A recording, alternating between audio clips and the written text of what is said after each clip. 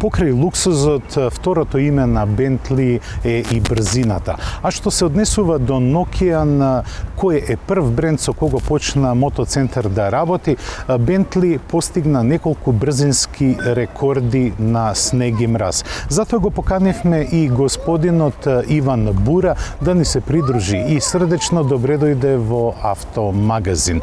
Nokian е бренд кој ја има конструирано првата зимска гума, односно зимски пневматик, но во последните 10 години Nokian развива и летни пневматици. На што се должи тоа?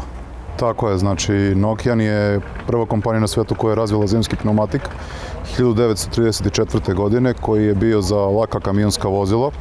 Prva autoguma za zimu napravljena je 1936. godine i od tada Hakapelita i od tada postoji tradicija proizvodnje zimskih guma Nokian koji je prepoznat i priznat u celom svetu kao najbolji proizvođač zimskih pneumatika na svetu. Naravno, pored zimskih pneumatika, budućnost je i ulaganje i u letnje pneumatike i mi već imamo nekoliko generacija letnjih pneumatika, ali ono što je novina za budućnost kompanije Nokian Tires jeste da se pravi i naš vlastiti test centar u Španiji koji će biti nekih 60 km južno od Madrida u mestu Santa Cruz de la Zarza. Test centar će biti ujedino i razvojni centar.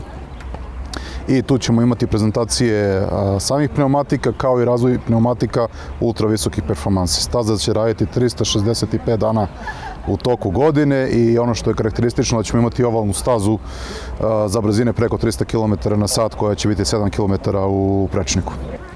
Додека го развивате и довршувате вашиот развоен центар во Шпанија, каде ги тестирате летните пневматици? Pa testirali smo ih uglavnom na našem test centru u Nokiji koji se nalazi u samom gradu Nokia uz našu fabriku, prvu fabriku koju smo napravili, a onda smo umeđu vremenu testirali i na tržištima kao što su Španija, Portugal i obično sam razvoj novog pneumatika traje do 4 godine. Ono što je bitno da za novu generaciju letnjih pneumatika koji su prvi put predstavljeni ove godine poput Nokiana Wetproof i Nokiana Powerproof imali smo i pomoć eksperta. Pre svega u razvoju pneumatika Nokian Powerproof je učestvovao lično i Mika Hakkinen, dvostruki svetski šampion u Formuli 1, koji jednostavno sa svojim iskustvom i, da kažem, savjetima unapredio i naše znanje i dao nam je bitne savjete na čemu treba da radimo i šta je bitno kod vrhunskih sportskih pneumatika. Господине Бура, ви благодарам за учеството во Автомагазин и за споделувањето на последните новости од компанијата Nokian. Јас искрено се надевам дека наскоро, како Автомагазин, ќе имаме шанса да ја пробиеме бариерата од 300 км на час на вашата нова патека.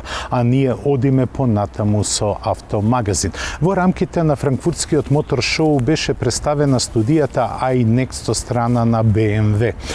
Таа ни кажува каква пропулзија, односно каков погон ќе биде во центарот на вниманието на синобелиот пропелер, а тоа е електричниот погон. Но, судејќи според изгледот, веројатно лудите времења се враќаат во BMW.